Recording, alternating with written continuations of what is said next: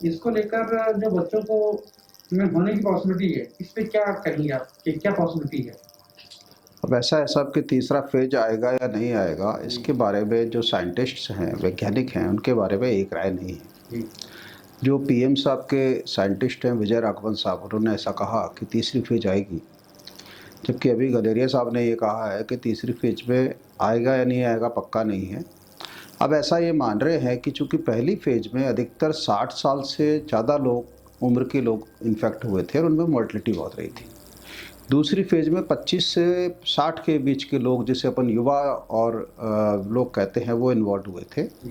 तो ऐसा ये माना जा रहा है कि तीसरी फेज में शायद जो बच्चे हैं और 25 साल तक के लोग हैं वो ज़्यादा इन्वॉल्व होंगे। और जैसा कि 1917 से 1920 के बीच में जो स्पेनिश फ्लू में आया था, उसमें भी सेकेंड फेज के बाद एक थर्ड फेज आई थी, तो उससे हम ये मान रहे हैं कि शायद थर्ड फेज आए।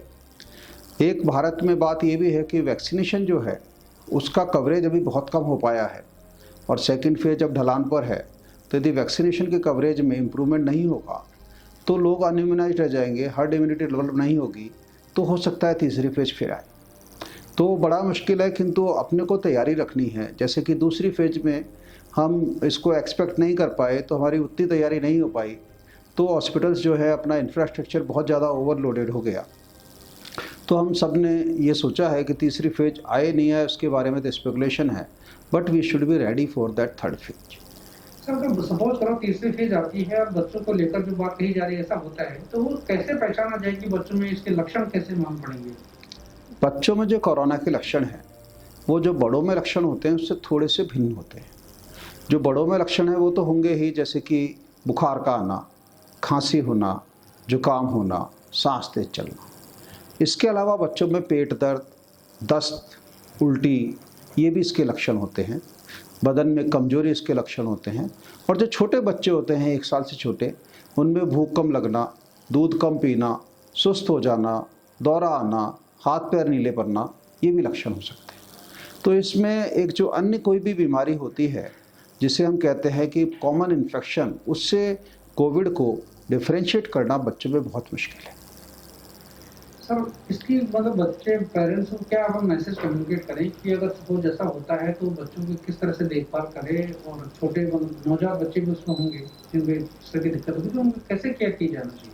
क्या करना? तो इसके लिए मैं आपने बहुत ही अच्छी बात है इसमें है कि बच्चों को जो अपने को ध्यान रखना है, बचाव पहली चीज़।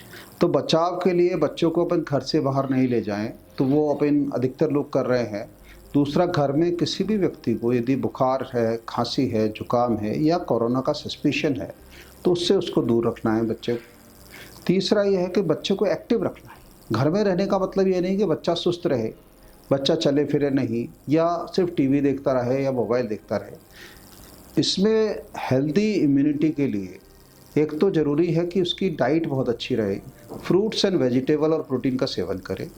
दूसरा, प्रतिदिन कम से कम 1 से 1.5 घंटे उसका फिजिकल एक्टिविटी रहनी चाहिए।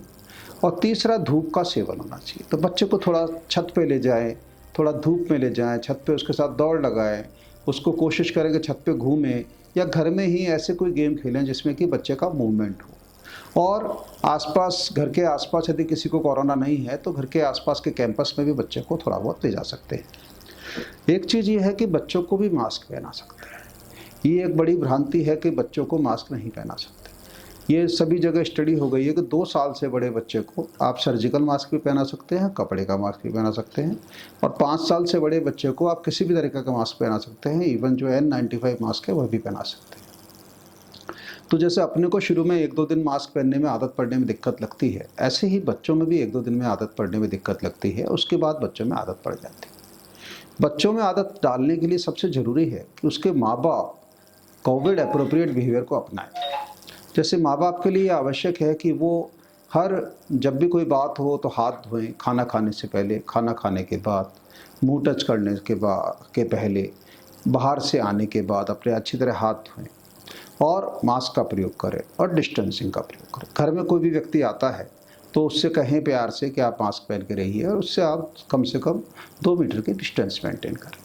तो इन सब चीज़ों का अपन ध्यान रखेंगे तो अपने बच्चे को अपन कोविड से बचा पाएंगे। एक और जो चीज़ है और जिसके लिए हम लोग अब एडवोकेसी भी कर रहे हैं कि जिनके बच्चे हैं तो ऐसे बच्चों के माँ बाप उनको प्रायोरिटी पे वैक्सीनेशन लगे। तो हमारे सभी माँ बाप से जिनके बच्चे छोटे हैं, जिनके बच्चे हैं, उनसे निवेदन है कि वो 18 से 45 साल वाले स्लॉट में बुकिंग करा के अपना वैक्सीन लगवाएं।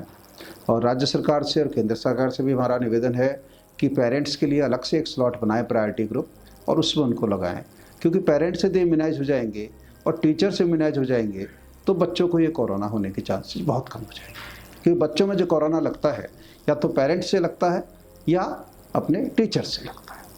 सर एक चीज़ और मैं पूछा था कि अगर सपोज करो कोई बच्चा संक्रमित होता है कोरोना से तो वो पेरेंट्स में भी फैल जा सकता है? हाँ, वैसे तो इसका उल्टा होता है। यूजुअली बच्चों में कोरोना जो है पेरेंट्स से आता है, किंतु यदि बच्चा बाहर से कोरोना लेके आया है, किसी घर में आसपास खेलने गया है या किसी चाचा ताऊ के गया है या किसी अपने फैमिली फ्रेंड के गए हैं और वहाँ से आ गया है तो पेरेंट्स को हो सकता है। किंतु सबसे बड़ी अपने को बचाव जो रखना है ग्रांड पेरेंट्स का रखना है, क्योंकि कोरोना का सेकेंड वेव में भी जो मॉर्टलिटी है वो मैक्सिमम मॉर्टलिटी तो 40 साल से और 50 साल से बड़े लोगों में ही है।